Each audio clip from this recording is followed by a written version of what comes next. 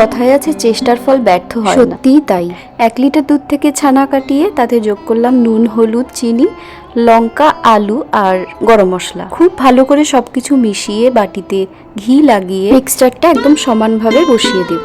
এবার 15 মিনিটের জন্য স্টিম করে ঠান্ডা করে ফ্রিজে রেখে সেট করে এইভাবে কেটে নিয়েছি। আর কড়াই তেল গরম করে একটা আলু ভেজে তুলে এবার ওই একই কড়াই আরো কিছুটা তেল যোগ করে গোটা গরম মশলা আর হিং ফোড়ন দিয়ে টমেটো দিয়ে সঙ্গে জিরে গুঁড়ো, হলুদ গুঁড়ো, লঙ্কা গুঁড়ো, নুন আর কিশমিশ দিয়ে ভালো করে ভেজে নেব।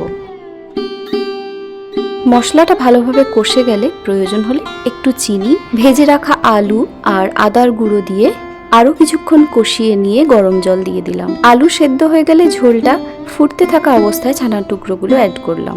2 মিনিট হাই ফ্লেমে ফুটিয়ে ওপর থেকে সামান্য একটু গরম মশলা ছড়িয়ে 2 মিনিট স্ট্যান্ডিং টাইমে রাখলেই রেডি স্টিমড বা ভাপা ছানার ডালনা।